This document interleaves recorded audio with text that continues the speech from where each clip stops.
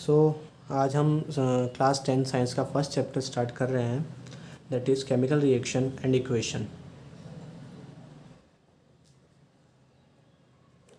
इस चैप्टर के main part या मेन कोर्स के अंदर जाने से पहले हम इस चैप्टर का फंडामेंटल समझते हैं कि इस चैप्टर का फंडामेंटल क्या है या केमिकल रिएक्शंस एंड इक्वेशंस का बेसिक क्या है।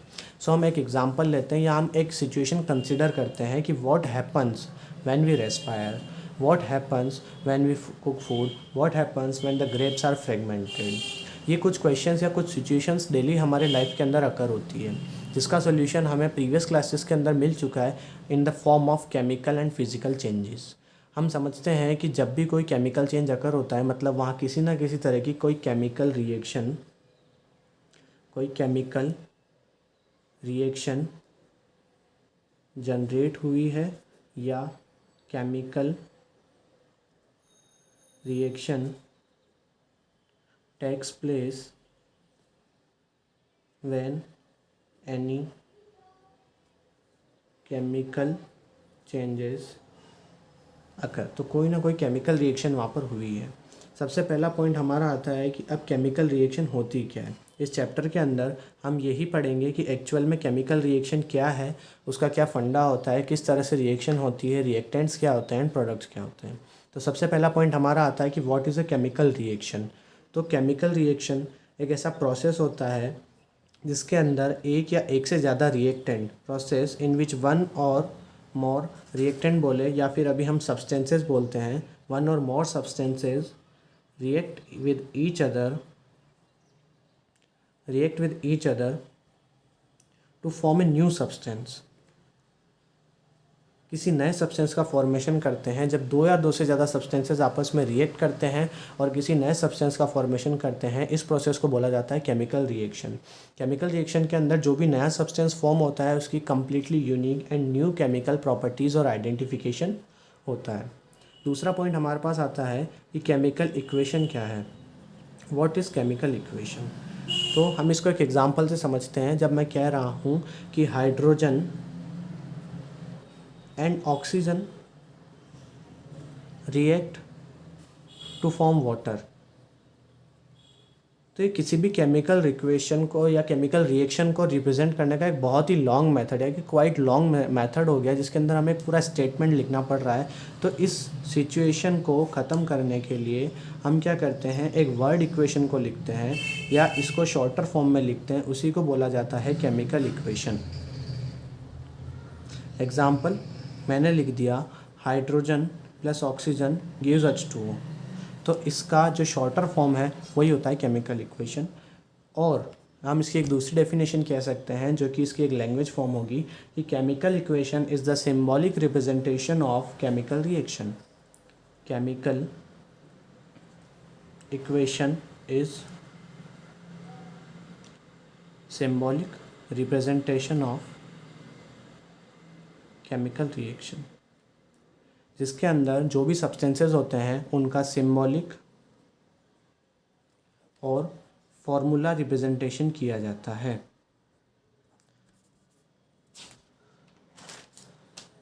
Example, same example H2 plus O2 gives H2O। तो दिस इज द सिंबॉलिक और formula representation of hydrogen and oxygen that would react with each other and give the water.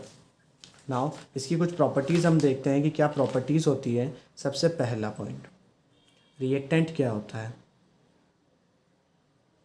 तो वो सारे substances जो किसी केमिकल रिएक्शन के अंदर जिनमें केमिकल चेंजेस अकर होते हैं। फॉर एग्जांपल इस रिएक्शन के अंदर हाइड्रोजन और ऑक्सीजन के अंदर केमिकल चेंजेस अकर हो रहे हैं तो उन सब्सटेंसेस को बोला जाता है reactant. So hydrogen and oxygen are the reactants. Second point, what is product. जो भी नया सब्सटेंस फॉर्म हो रहा है किसी केमिकल रिएक्शन में, न्यू सब्सटेंस जो भी फॉर्म हो रहा है किसी केमिकल रिएक्शन के अंदर, उसी को बोला जाता है प्रोडक्ट। फॉर एग्जांपल इस हाइड्रोजन एंड ऑक्सीजन रिएक्ट कर रहे हैं और वाटर का फॉर्मेशन कर रहे हैं, that is the new substance, so this is the product.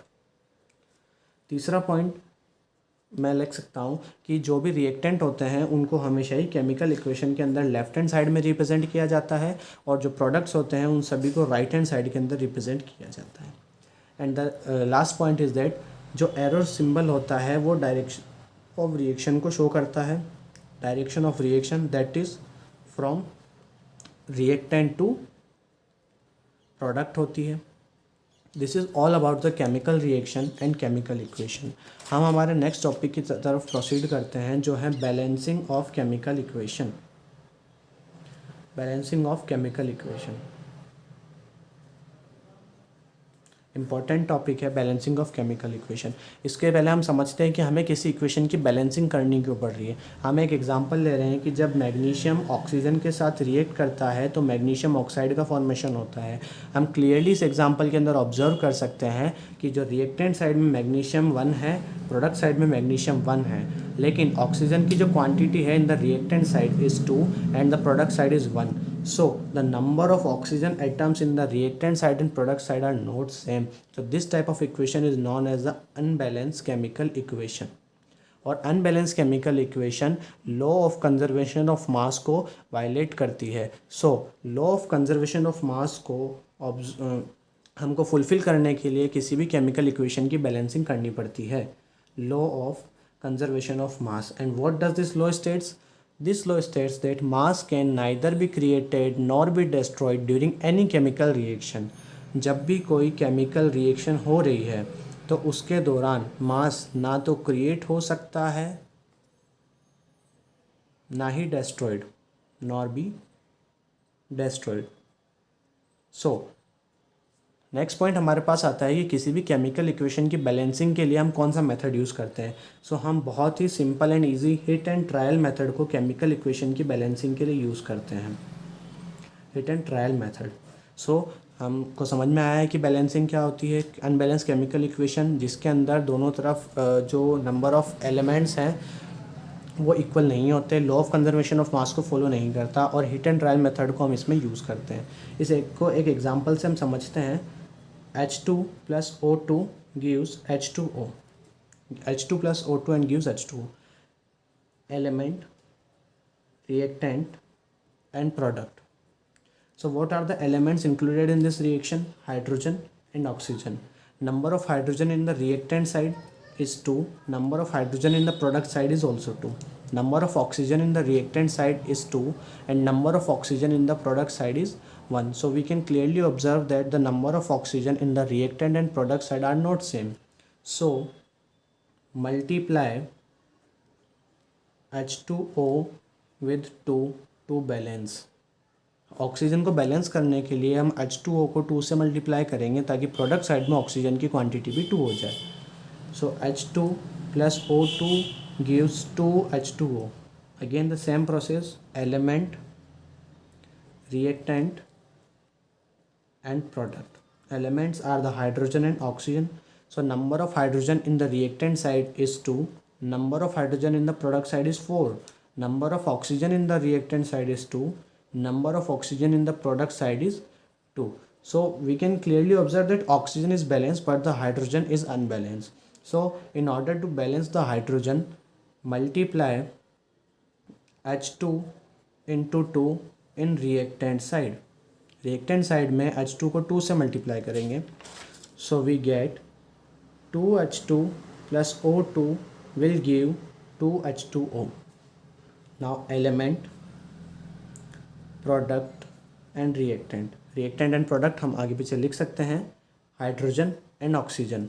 Now number of element in the product side 4. Number of hydrogen in the reactant side 4. Number of oxygen in the product side is 2 and number of oxygen in the reactant side is 2.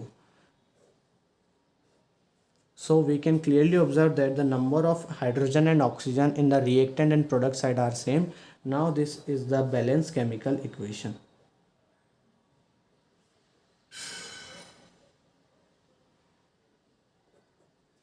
This is all about today.